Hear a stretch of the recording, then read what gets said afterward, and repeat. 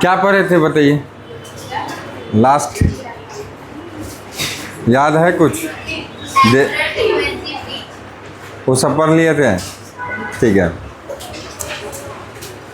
Okay, एक question दे के गया था मैं, न्यूमेरिकल, हाँ, हेलिक्स, स्पाइरल, ऐसा कुछ होता है ना, ये उसको हेलिक्स फॉर्म कहते हैं। क्वेश्चन दिए थे न्यूमेरिकल, बन गया, सभी का बना है, ट्राई नहीं करा होगा बहुत लोगों ने, किया है ना, बन गया, ठीक है। तो फिर नेक्स्ट क्वेश्चन लिखो, एक और बनाइए, लिखिए।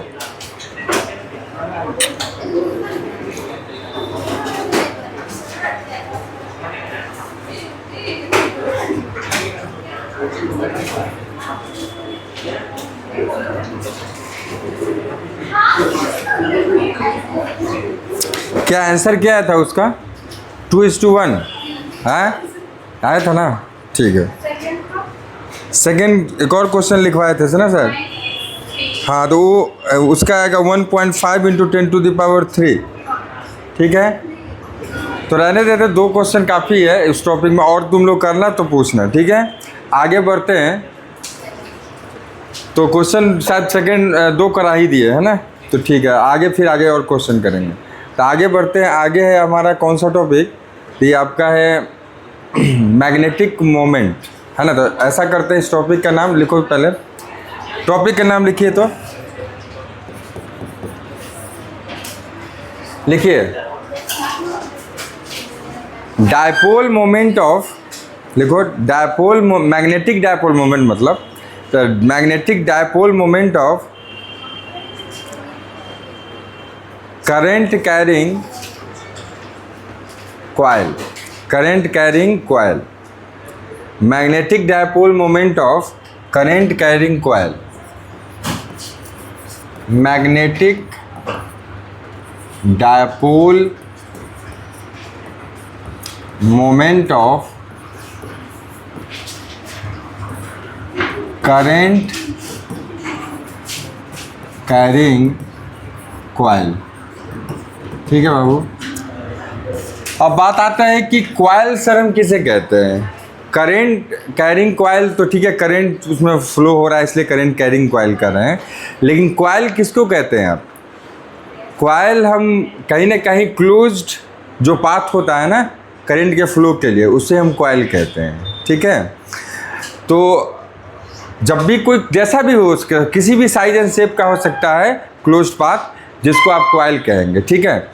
अगर उसमें करंट कैरी हो रहा है तो करेंगे करंट कैरिंग कॉइल, ठीक है। तो अभी यहाँ ध्यान से देखो, किसी भी शेप का कॉइल हो सकता है, क्लोज्ड पाथ होना चाहिए। जैसे रेक्टेंगल, रेक्टेंगल भी क्या है? क्लोज्ड पाथ है। रेक्टेंगल कर रहे हैं, हाँ रेक्टेंगल सही है, क्लोज्ड पाथ है। ट्रायंगल देख लो, तो ट्रायंगल भी क्या है? क्लोज्ड पाथ है।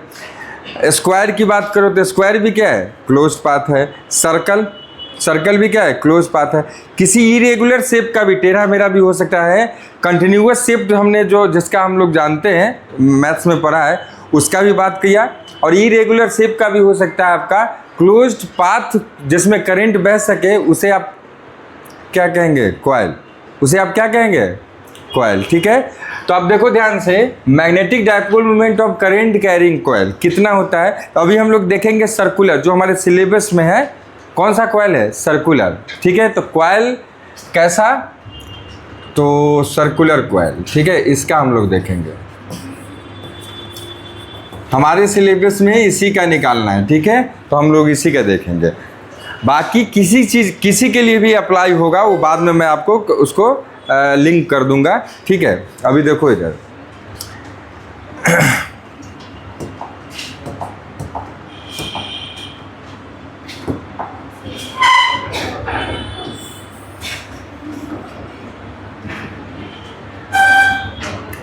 जैसे यहाँ देखो,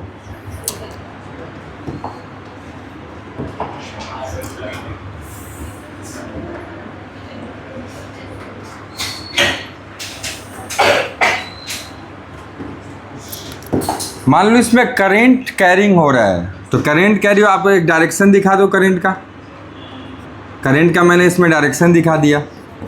अच्छा, ऊपर से देखो ये किस प्लेन में बना हुआ है, बोर्ड के प्लेन में है कि बोर्ड के प्लेन के परपेंडिकुलर है? परपेंडिकुलर है, बोर्ड के प्लेन के परपेंडिकुलर, मतलब हॉरिजॉन्टल प्लेन में है, ऐसे रखा हुआ है, समझ में आ रहा है? अगर बोर्ड के प्लेन में होता है तो फुल बनाते हैं, ठीक है। अब देखो, जैसे ऊपर से देखोगे तो आप देख पा रहे होगे कि ये एक्सिस है, इसको बीचों बीच इसके सेंटर से जो गुजरेगा उसको हम क्या बोलेंगे? एक्सिस। तो अब ध्यान से देखिए, आपको दिख रहा होगा कि ऊपर से अगर आप देखोगे तो करंट का डायरेक्शन कैसा दिखेगा? Anti clockwise. और नीचे से देखोगे तो कैसा दिखेगा? क्लॉकवाइज। कोई एक डायरेक्शन को पकड़ लेते हैं, जैसे ऊपर से हमने देखा तो कैसा दिखा? Anti clockwise. कोई दिक्कत नहीं। अब समझो, करंट जब भी कैरी करता है कोई भी कंडक्टर तो उसके चारों तरफ क्या होता है? Magnetic field. ये चैप्टर में यही तो पढ़ रहे हैं, शुरू से यही तो पढ़ा जा रहा है। तब देखो, मैंने आपको बताया है किसी सर्कुलर कॉइल के लिए मैग्नेटिक फील्ड का डायरेक्शन कैसे निकालने के लिए। तो याद होगा, करंट की डायरेक्शन में मैंने बोला था कि चारों उंगली को कैसे करना है? कर्ल करना है। तो जैसे मान लो ये ऐसा देखो, ऊपर से हम देख रहे थे कैसा करंट दिख रहा है? Anti clockwise. तो आप अपने 4 फिंगर्स को कर्ल करो उसके अकॉर्डिंग। तो आपका थंब किधर डायरेक्शन कर रहा है? ऊपर, मतलब अपवर्ड डायरेक्शन में आपका क्या होगा? Magnetic field. क्या होगा? Magnetic field. तो मैग्नेटिक फील्ड का डायरेक्शन अपवर्ड डायरेक्शन में होगा, ठीक है। अब देखो ध्यान से, अब हम लोग का मेन ये बातें तो हम लोग जानते ही थे, हमें हमारा निकालना मोटिव क्या है? Magnetic dipole moment of current carrying coil, जो कि कॉइल कैसा है? सर्कुलर।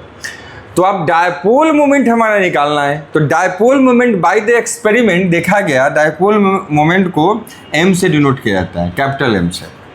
तो एम जो है डिपेंड करता है आपका किस चीज़ पे? तो करंट पे। कहोगे कैसे?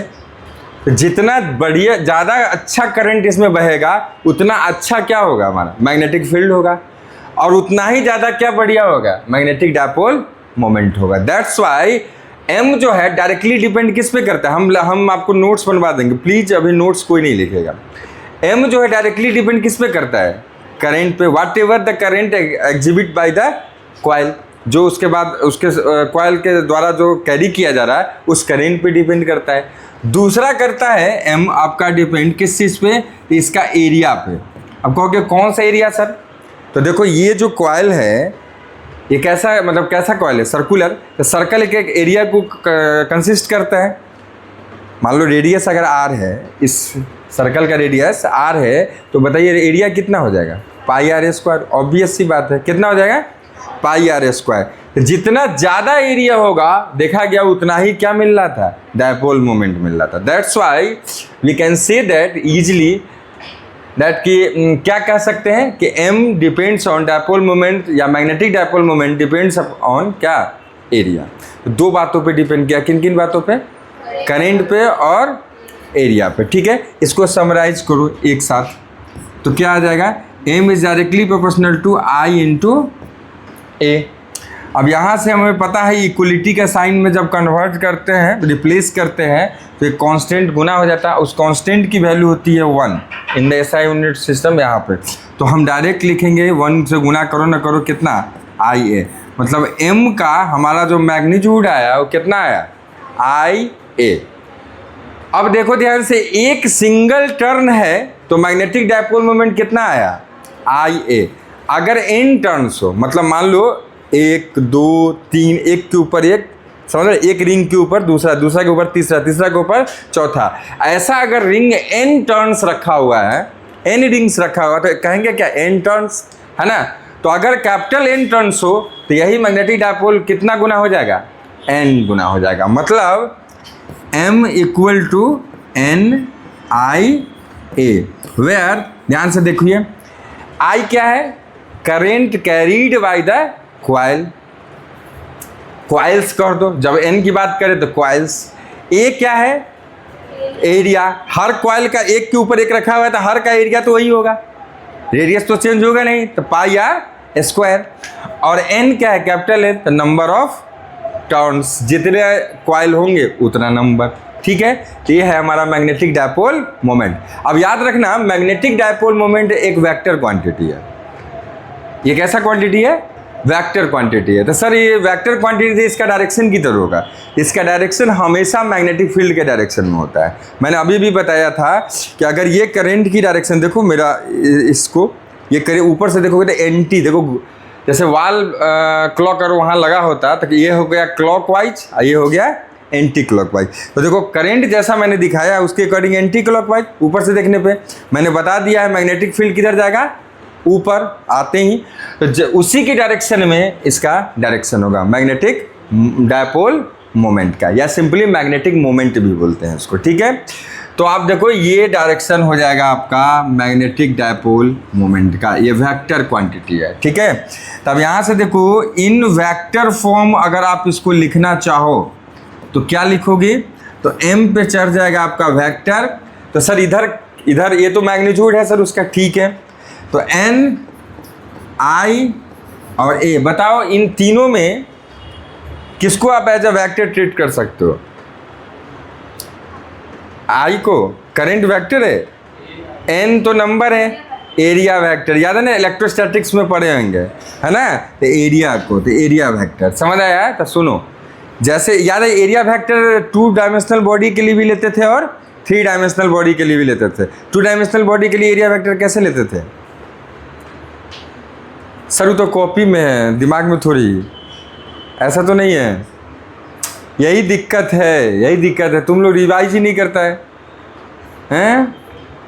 आना करती है, दोनों ग्रुप एकदम सेम।